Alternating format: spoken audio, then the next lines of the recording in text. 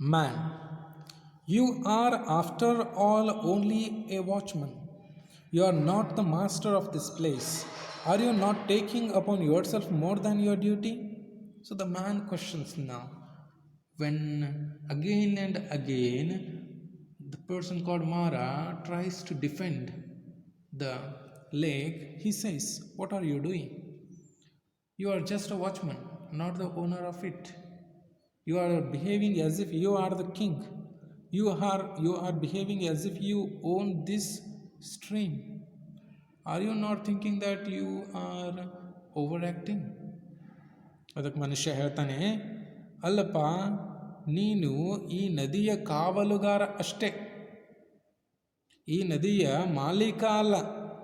ಹಾಗಾಗಿ ನೀನು ನಿನ್ನ ಮಿತಿಗೆ ಮೀರಿದಂತಹ ಕರ್ತವ್ಯ ಮಾಡ್ತಾ ಇದೀಯಾ ಅಂತೇಳಿ ಅನ್ನಿಸ್ತಾ ಇಲ್ವಾ ಅಂತೇಳಿ ಮನುಷ್ಯ ಕೇಳ್ತಾನೆ. ಅದಕ್ಕೆ ಮಾರ, I am the master of this place, the king made me so. ಹಾಗಾಗಿ ಮಾರ ಹೇಳ್ತಾನೆ, ನಾನು ಕೇವಲ ಈ ನದಿಯ ಕಾವಲುಗಾರ ಅಲ್ಲ, ಬದಲಾಗಿ ಯಜಮಾನನು ಕೂಡ. ಹಾಗಂತ ರಾಜನೇ ನನ್ನನ್ನು ನೇಮಕ ಮಾಡಿದ್ದಾನೆ. But for me Veda would have run away and disappeared as she was doing before. ಒಂದು ವೇಳೆ ನಾನೇನಾದರೂ ರಾಜನಿಗೆ ಈ ನದಿಯಗೆ ಅಡ್ಡಲಾಗಿ ಅಣೆಕಟ್ಟನ್ನು ಕಟ್ಟು ಅಂತಂತೇಳಿ ಹೇಳದೇ ಇದ್ದಿದ್ರೆ ಒಂದು ಸಣ್ಣ ತೊರೆಯಾಗಿ ಹರಿದು ನೀರೆಲ್ಲ ವ್ಯರ್ಥವಾಗಿ ಹೋಗ್ತಾ ಇತ್ತು. It is I who gave her a home where she stays and nourishes the cornfields of thousands of the king's subjects. ಒಂದು ವೇಳೆ ನಾನೇನಾದರೂ ಆಕೆಗೆ ಒಂದು ಶಾಶ್ವತವಾದ ಮನೆ ನಿರ್ಮಾಣ ಆಗುವಂತೆ ನೋಡ್ಕೊಳ್ಳದೆ ಇದ್ದರೆ ಅಣೆಕಟ್ಟನ್ನು ಕಟ್ಟಿ, ಇವತ್ತಿಗೆ ಎಷ್ಟು ಸಾವಿರ ರೈತರಿಗೆ ಹೊಲಗಳಿಗೆ ಹಾಯಿಸಲು ನೀರು ಇರ್ತಾ ಇರಲಿಲ್ಲ. ಇದಕ್ಕೆಲ್ಲ ಕಾರಣ ನಾನೇ. ನಾವು ಲುಕ್ ಅಲಾಂಗ್ ದ ಬ್ಯಾಂಕ್. ಈಗ ಆ ಕಡೆ ಇರುವಂತಹ ದಡವನ್ನು ನೋಡು. Do you note its length? ಅದರ ಉದ್ದ ನಿನಗೆ ಅಂದಾಜು ಸಿಗ್ತದಾ?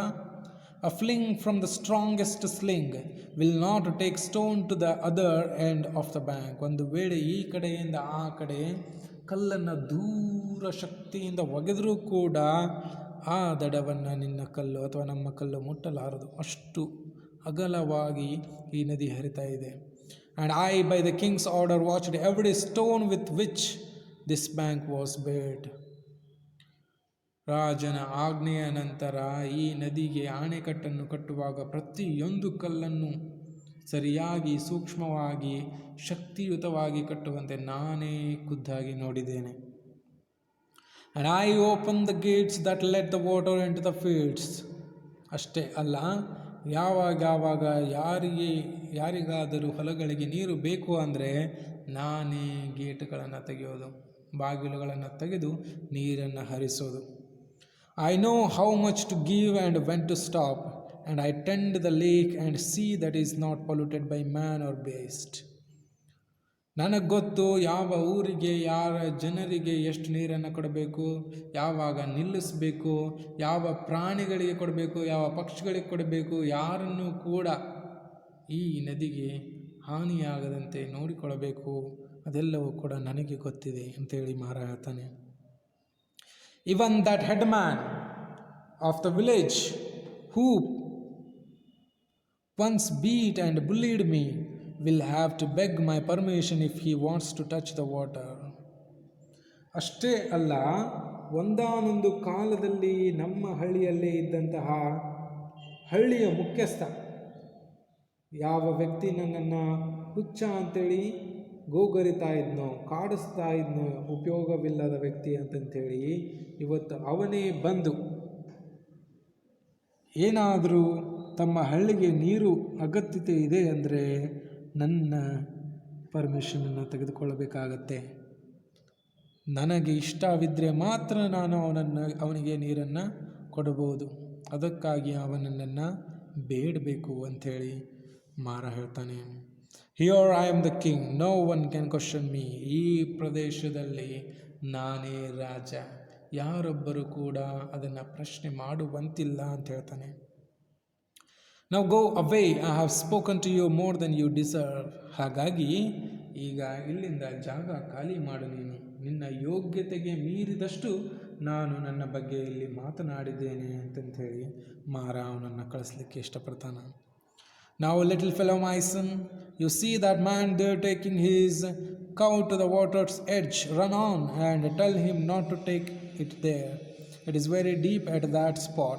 If his cow slips, warn him to move off a little. Go on, go on. As Mara was trying to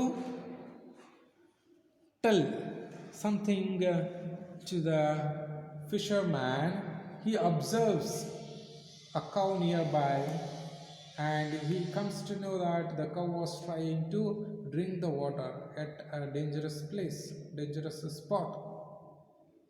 Hence, Mara orders his son to go there and to tell the owner of the cow not to allow the cow to drink there, because it may slip in the water, and if it slips, the water gets polluted, and we also lose the pure cow.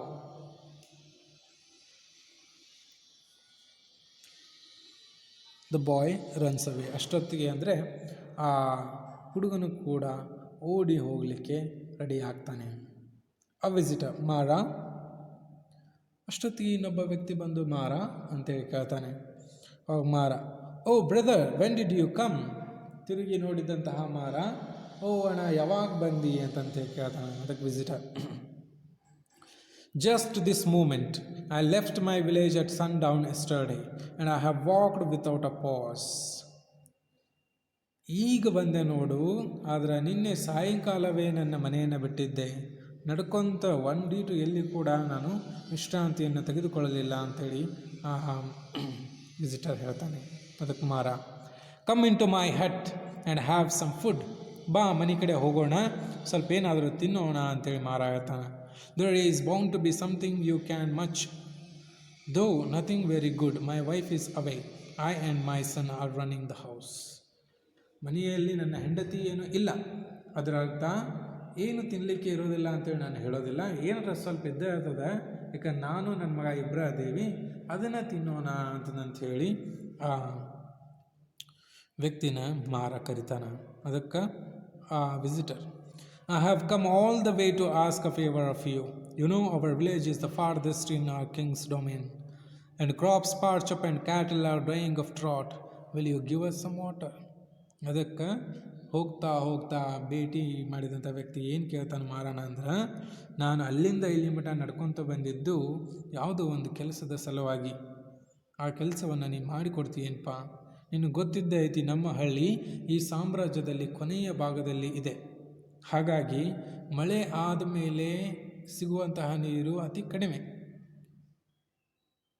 ಹೀಗಾಗಿ ಎಲ್ಲ ದನಕರುಗಳು ಮೇವಿಲ್ಲದೆ ಸಾಯ್ತಾ ಇವೆ, ಬೆಳೆನೂ ಕೂಡ ಸರಿಯಾಗಿ ಬರ್ತಾ ಇಲ್ಲ. ನೀನು ಈ ನದಿಯ ನೀರನ್ನು ಸ್ವಲ್ಪ ನಮ್ಮ ಊರಿಗೆ ಕಳಿಸಿದರೆ, ಕಾಲುವೆ ಮಾಡಿ ಒಂದು ದೊಡ್ಡ ಸಹಾಯ ಆಗ್ತದ ನೋಡು ಅಂಥೇಳಿ ಆ ವ್ಯಕ್ತಿ ಹೇಳ್ತಾನೆ. ಅದಕ್ಕೆ ಮಾರ, certainly brother, he says that he is going to give the water to the visitor.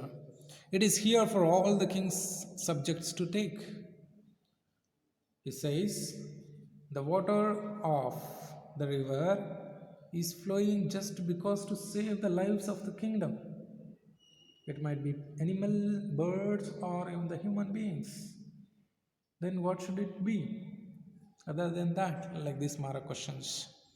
ಈ ನದಿಯ ನೀರು ಇರೋದೇ ಈ ಸಾಮ್ರಾಜ್ಯದ ಜನರಿಗಾಗಿ.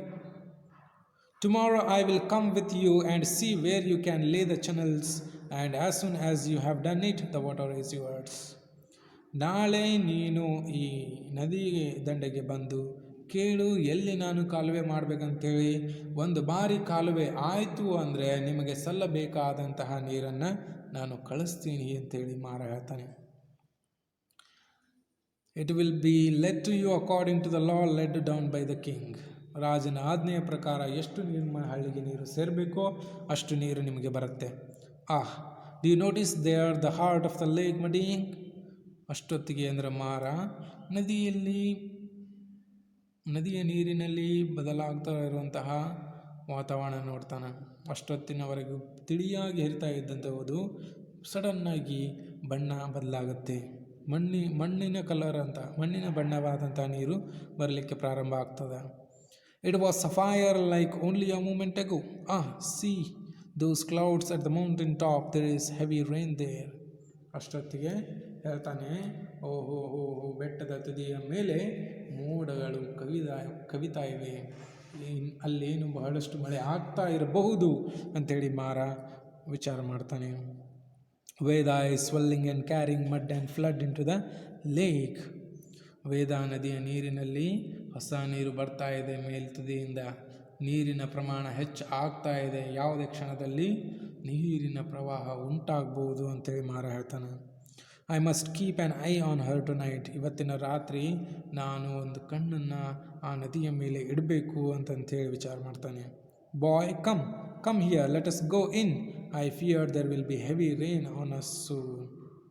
ಅಷ್ಟೊತ್ತಿಗೆ ಏನು ಹೇಳ್ತಾನಂದ್ರೆ, ಬಾ ಮಗ ಹೋಗೋಣ ಗುಡಿಸಲದೊಳಗೆ ಆದಷ್ಟು ಬೇಗ, ಇವತ್ತು ರಾತ್ರಿ ಬಹುದೊಡ್ಡ ಮಳೆ ಆಗ್ಬೋದು, ಭೀಕರವಾದ ಮಳೆ ಆಗಬಹುದು ಅಂತಂಥೇಳಿ ಮಾರ ತನ್ನ ಮಗನಿಗೆ ಹೇಳಿ ಕರ್ಕೊಂಡು ಗುಡಿಸಲಿಗೆ ಹೋಗ್ತಾನೆ.